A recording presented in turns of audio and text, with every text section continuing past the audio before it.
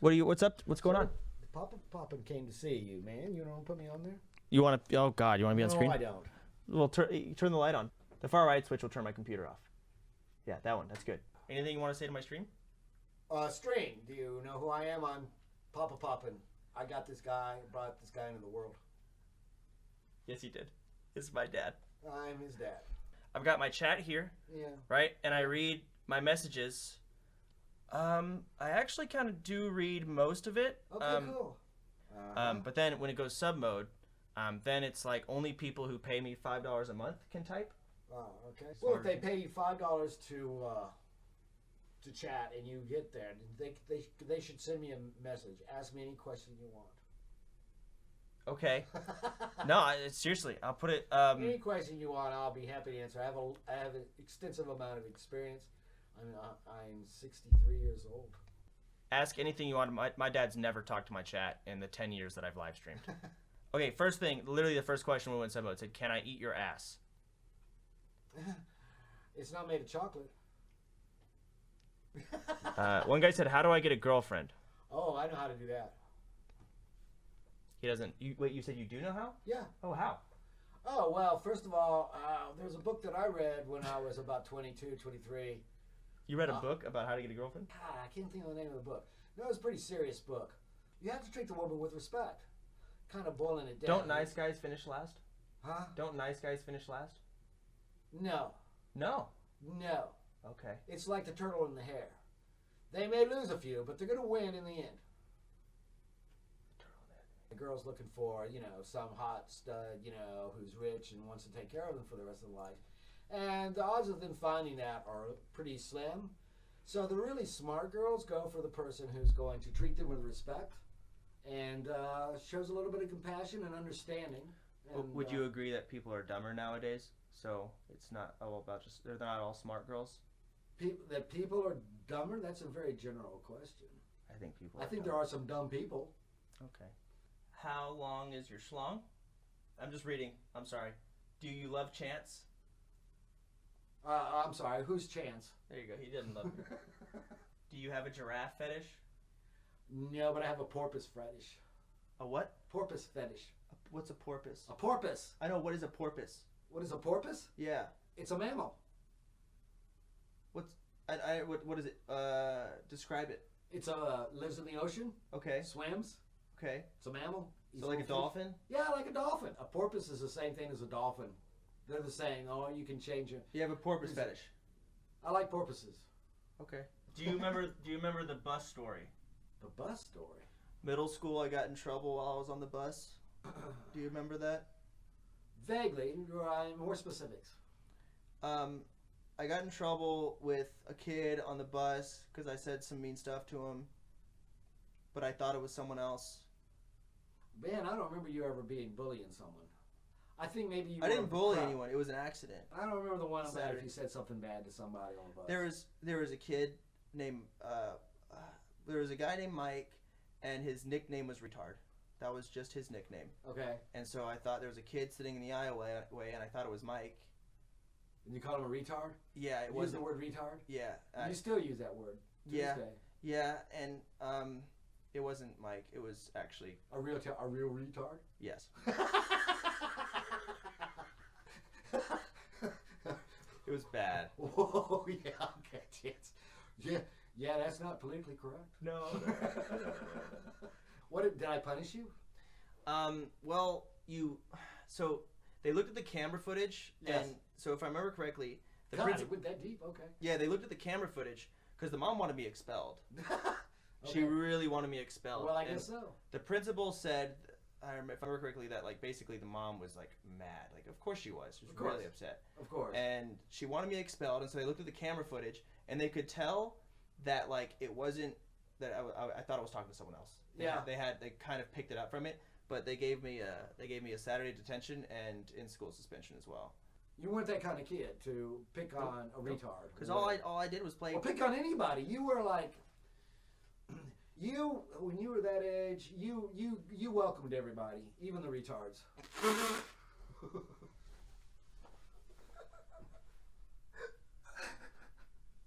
Thank you.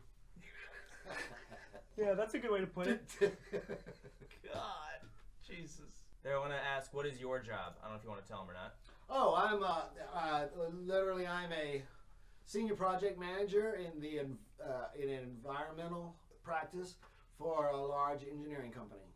So I focus on air quality, but I've got 35 years experience in the field and in various media of the environment. So hazardous waste, a little bit of everything, but mostly air quality. That's what I do. Air quality. Okay, so last question before I got to continue Solid Sunday. Okay. What's your favorite memory of me? Oh, there's a lot of those. I'll pick two.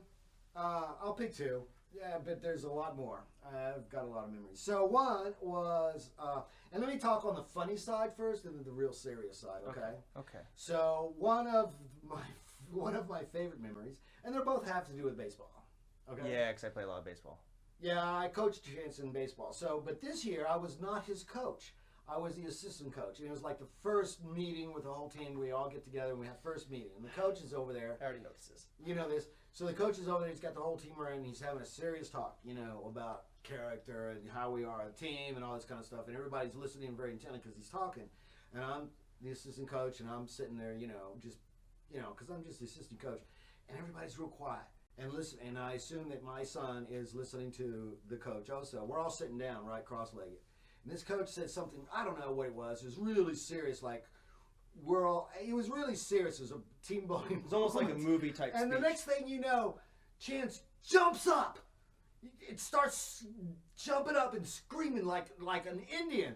And I'm embarrassed. I'm going, what the F? And I'm going, what the F? And the coach is in shock.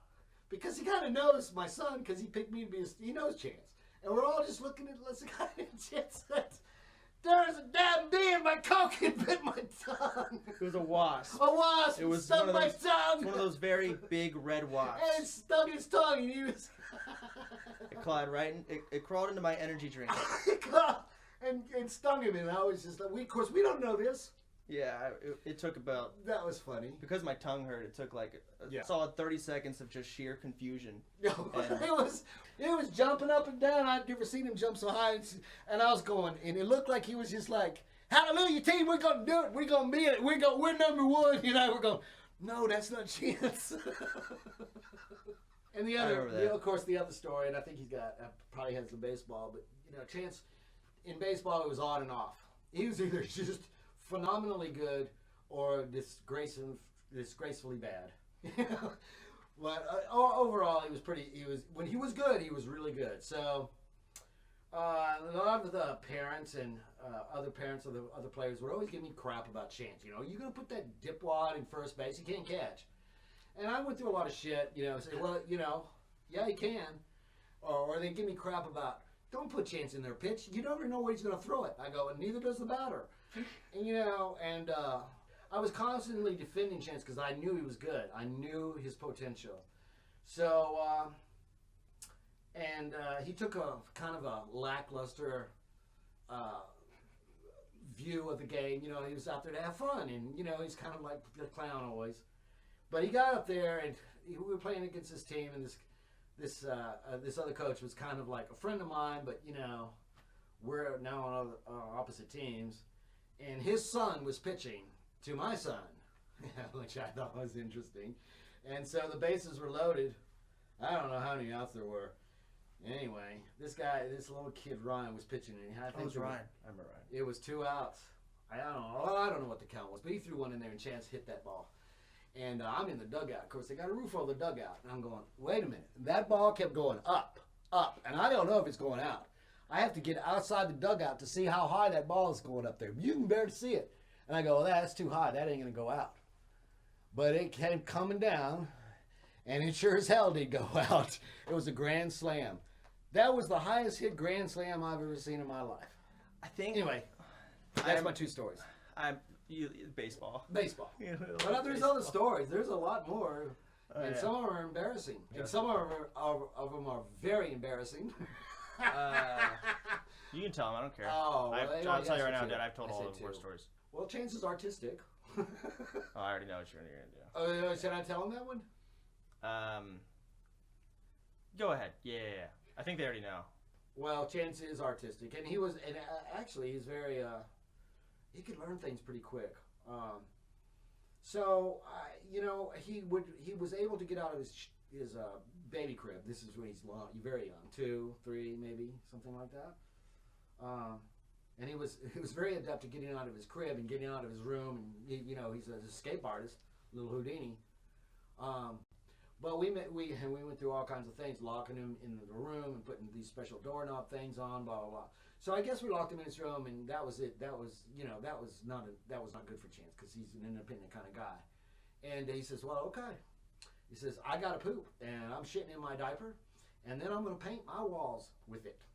Yeah, I painted the walls with poop. You paint. It was a beautifully rendition of life gone to shit. That was the message I was going for. Well, I'm so glad you saw. Were locked in your room. I'm so glad you saw. That's the way I'm interpreting it now. Anyway, his life is full of shit, and there you go for locking me in my room. Alright, kick back, relax, and grab yourself a beverage. I'll hop if you want to bounce back to my leverage. The evidence, as they say, is in the pudding. So show me the money like my name is Cuba Gooding.